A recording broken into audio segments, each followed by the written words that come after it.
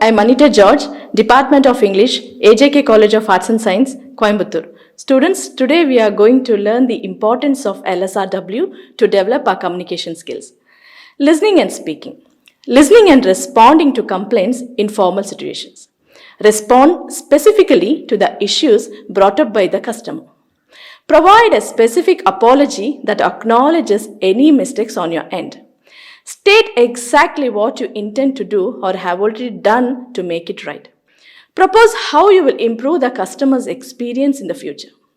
Okay, children, now I'll teach you how to deal with the customer's complaints. All businesses, even the most successful ones, will have unsatisfied customers every once in a while. But most of the unhappy customers actually never bother to complain. They simply leave and switch to competitors without even letting you know when and how your company failed to meet their expectations. On the bright side, statistics says that 95% of those who complain are ready to give you a second chance. If you manage to handle their initial complaint successfully and in a timely manner. So, how to do it effectively and turn every complaint into a positive customer experience to win those customers over for life. It's all about the attitude. The key to successfully dealing with complaints is it in the right attitude towards them. As simple as that. In fact, customer complaints should be embraced and seen as unsolicited feedback, which is always a valuable source of information about your business. Customers don't complain just to be rude or upset you. They do it because they have experienced a problem with your products, services, or the way your business operates, and they are simply telling you about it. Why not use this customer feedback as an incredible opportunity for learning where your business could be improved? Here's 6 tips to keep in mind whenever you get a complaining customer. 6-step strategies today I'm going to handling for customer complaints. React immediately. Yes, children, make sure that everyone who complains on the phone, live chat, social media, or by email gets a rapid response, even if you cannot provide an immediate solution to their problem. You can at least let them know that their complaint is heard, taken into account, and that you are going to do your best to make things right as soon as possible. The second is stay professionally calm. No matter how angry or even rude the customer might be, you need to remain calm and listen without interrupting. While it's the most natural reaction to get defensive when attacked, winning a confrontation is not going to help you in any way. Let them speak and express their frustration without taking it personally and losing your cool. The third is get the facts and details. After letting them talk, take the lead and start asking questions to get as many details as needed to really understand the situation of the problem.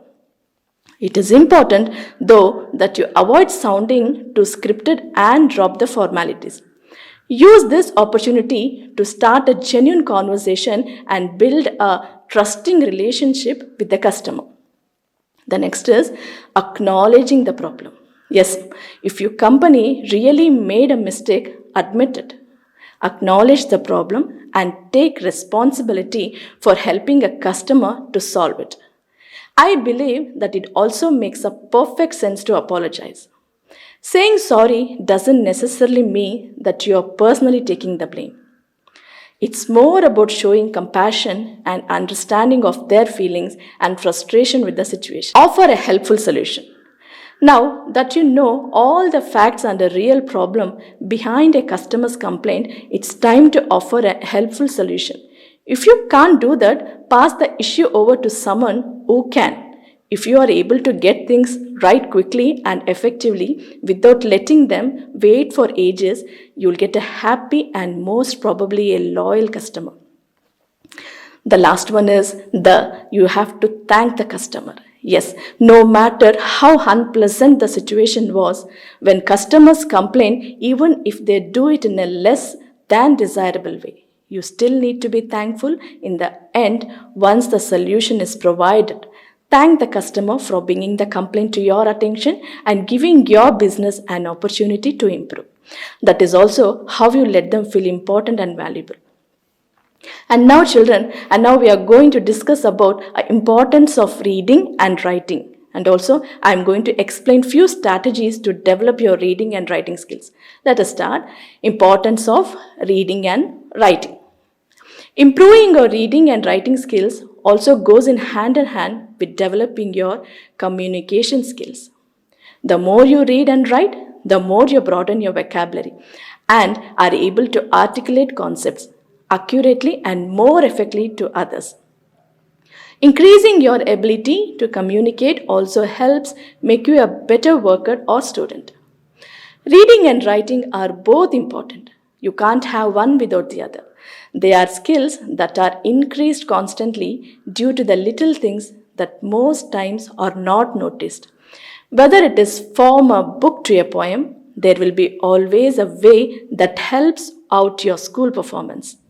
Reading and writing in general only helps absorb information and enhance leisure or school-related writing tasks. Reading comes as the second commandment. You write first and then you read. And the more you read, you write, the more you get better in writing.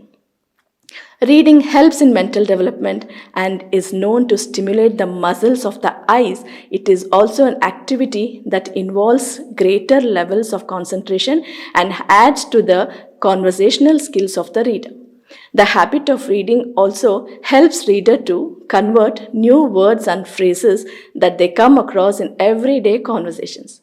And we all know that reading develops a person's creativity. Now, let us discuss about few wonderful strategies to improve your reading skills. How to improve your reading skills? Children, there are a variety of ways you might improve your reading skills. You might practice speed reading to improve your fluency of making notes each time you encounter unfamiliar vocabulary. The following steps also help outline what you might do to improve and further develop your reading skills. First thing you need to know is set aside time to read each day. One of the most effective way to build your skill is to practice. Developing your reading skills will ultimately take practice, and you can set aside 10 to 15 minutes each day to read. You can read news, articles, fiction, magazine, issues, or any kind of text as long as you are taking the time to practice your reading skills. The second is set reading goals. You can set reading goals for yourself to help you develop a wider vocabulary, to gain a deeper understanding of different texts and improve your ability to make connections between things you read and your own perspectives and ideas. For example, you might set a goal to relate it to a central topic like business management, technology, or another subject that interests you. Then you can find meanings to unfamiliar words that help build your vocabulary as you read. As you build your vocabulary to higher level words and phrases, you can increase the difficulty level of the text you read. Next is preview the text you read. Yes, previewing and scanning over text can make me another step toward improving your reading skills. You can apply this strategy by previewing titles, captions, headlines, and other text features to get an idea of what you are reading about. This can help you form central ideas about the text before you begin reading it. The next is determine the purposes. As you read through different texts, practice determining the purpose. Think about why various texts were written and what meanings or themes can be understood from a text. Additionally, you might identify the purpose that you are reading for, such as to find the information, follow instructions as a manual, or to enjoy a story. Knowing your purpose for reading a text can help you look for key ideas and details that support your purpose. Applying key read strategies. As you read different text, you can apply several key strategies to help you to increase your comprehension. For instance, when previewing a text, you might identify the text structure as informational, persuasive, or instructional. You might also determine key elements of different text like the central themes. Problems and solutions are comparative ideas presented in what you read. Using strategies like identifying text features, determining the purpose, and taking notes can all work to help you improve your reading skills. The sixth is take notes while you read. Another highly effective method for improving your reading skill is to take notes while you read. For instance, you might take notes while reading a fiction novel to gain a deeper understanding of the author's choice of language, or you might write down new vocabulary while reading a science journal. Effective note taking can promote you to ask questions about and make connections to what you read. Similarly, creating visual representations like charts, tables, or diagrams can clarify themes and ideas and can help you from interferences from your reading. Note taking can be highly beneficial for comprehension exercises like summarizing. Apply what you read by summarizing. Yes, dear children, summarizing what you read can also improve your reading skills. Summarizing forces you to remember specific details and central topics about what you read in your own words, though your unique perspective. You might try verbally summarizing what you read by sharing information with a friend or write a short summary to help you retain and comprehend what you read. As you develop your reading skills, your communication, overall ability to interact with others and perform in your career can develop as well. Now, let us discuss about the importance of writing skills. What are writing skills? Writing is a technical skill that allows you to communicate effectively through the written word. Though these may vary depending on what you're writing, there are several that transcend categories. Writing skills can more specifically include grammar, vocabulary, spelling, sentence construction, structure, research and accuracy, clarity, etc. etc. Now, let us see how to improve your writing skills. Writing, like any other skill, is something we can get better at with time and practice. Here are some strategies for developing your own written communication. The first one is review grammar and spelling basis. Grammar and spelling form the foundation of good writing. Writing with proper grammar and spelling communicates your professionalism and attend to detail your reader. It also makes your writing easier to understand. Plus, knowing when and how to use less common punctuation like colons, semicolons, and em dashes can unlock new ways to structure sentences and elevate your writing. If you are looking to strengthen your grammar and spelling, start by consulting a writing manual. The Elements of Style by William Strunk and E.B. White has long been considered a staple for writers. You can find similar resources at your local library, bookstore, or online. And the next is read what you want to write. Knowing a finished piece of writing can guide your own if you're trying to write a humorous short story. Read humorous short stories. Writing a book review, find a few, take note of how they are structured. Pay attention to what makes them good and what you want to emulate without plagiarizing, of course. If you're working on a school or college assignment, you can ask your instructor for examples of successful pieces from past students. Make reading a part of your everyday life to improve your writing. Try reading the news in the morning or picking up a book before you head to bed. If you haven't been a big reader in the past, start with topics you're interested in or ask friends and family for recommendations. You'll gradually begin to understand what subjects, genres, and authors you enjoy. Proofread. While it's tempting to submit work as soon as you're done with, build in some time to revisit what you have written to catch errors big and small. Here are a few proofreading tips to keep in mind. Children, set your work aside before you edit. Yes, try to step away your writing for a day or more so you can come up to it with fresh, more objective eyes. Crunched for time, even allotting 20 minutes between writing and proofreading can allow you to approach your work with renewed energy.